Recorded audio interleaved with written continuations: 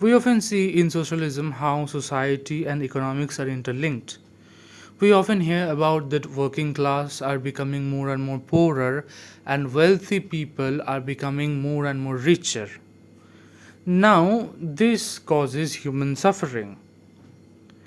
Now, in this channel, to explain how the economy and society is interlinked, I am starting a series about Marxist economics where I will explain the basics of Marxist economics and how it linked to the society, and how a working class person should see the economics.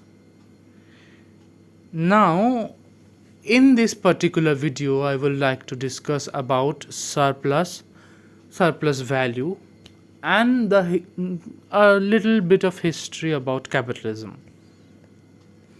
If we want to discuss where this division between rich and the poor started, we have to go back a little more when human started to produce agricultural products like food, etc. Before humans are producing the food or farming, they are hunter gatherers. They hunter around, gather to trade that thing for other necessary things they needed, so they can keep they themselves alive. Now, the advent of the agricultural production or food, the humans don't need to go around for hunting or whatever. They can settle down a piece of land, cultivate that land, and produce food. Now, the amount of food they are producing is more than enough to keep them sustainable. Now, these surplus gradually in the society settle down in the hands of the fewers and fewers of people. These people are called ruling class. In slave society, they called masters. In feudal society, they called feudal lords. In capitalist society, they called capitalist. That's called surplus. And that's how this ruling class emerged. They do not emerge because they work hard. They emerge because they keep the surplus product or surplus product, yes. Now, in capitalism emerged from feudalism. In feudal society, serf has the land and tools, seeds, and fertilizers to keep them alive, keep them grow food in the land, and local lord on behalf of the monarch taxed the farmers and take away the surplus produce they produced. Now, in this case, the serf has some amount of economic independence because serf felt no economic, compulsion to work. Like in wage labor, where you work for a wage, you have to work, other than you will starve to death. The ultimate goal of the lord is to prevent peasants from not giving taxes. The lord always wanted to take more taxes from the farmers. It is generally the ultimately lord's job to mobilize forces to peasants from keeping the total food of their labor to the landlords. Because of this, landlords needs to be invested more and more on the arms or arms to take the extra produce from the peasants. So in the feudal period, more and more resources are spent in new modes of warfare, innovating the techniques of warfare or weapons.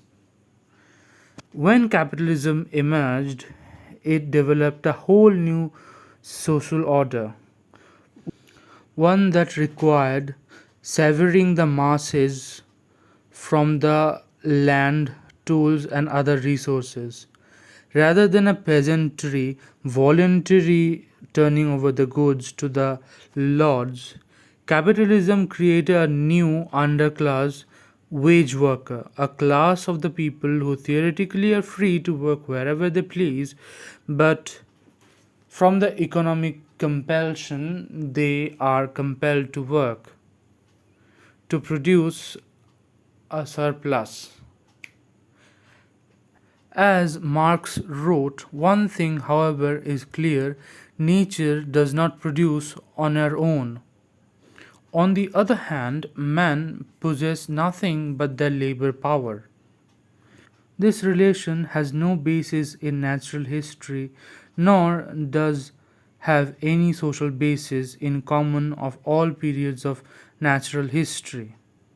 It clearly the result of the past historic developments, the product of many economical revolution and extinction of the whole series of order formation of social production.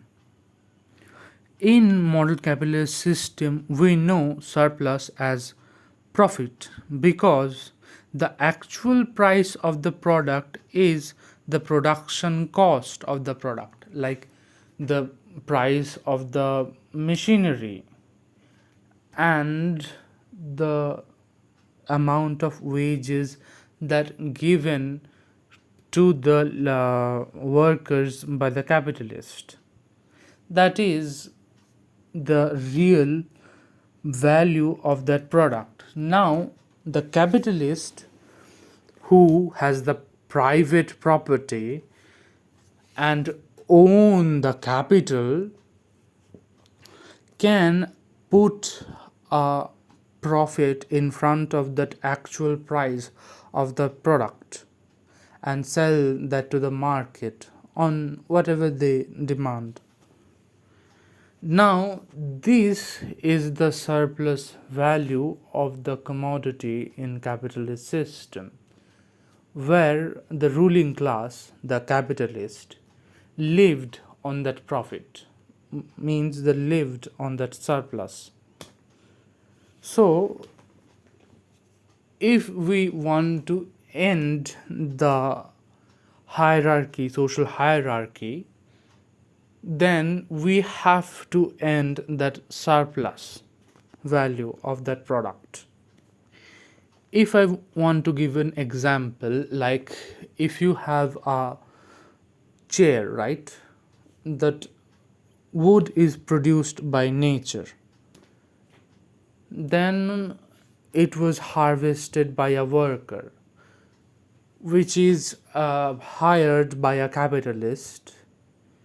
Capitalist hired the worker to cut wood, and then the capitalists sell this to the market with their actual production cost and profit combined, which is the price of that product.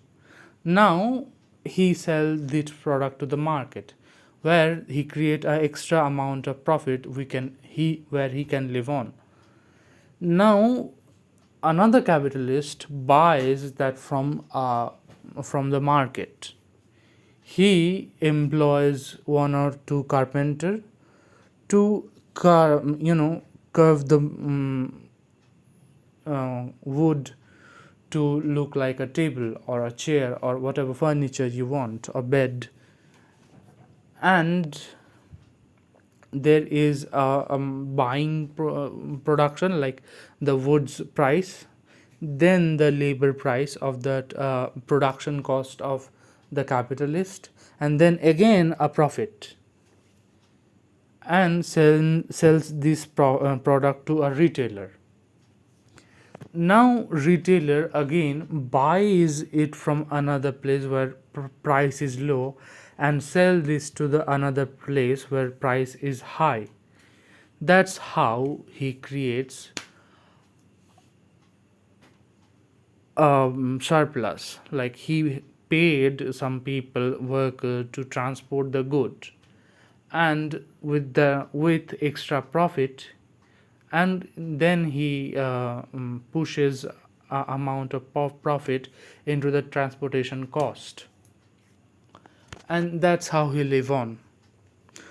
Theory of surplus value or surplus and class, and how the economic concept of the surplus is related to the class. Thank you for listening. If you like this video, please like, comment, subscribe and share this video. Long live the revolution.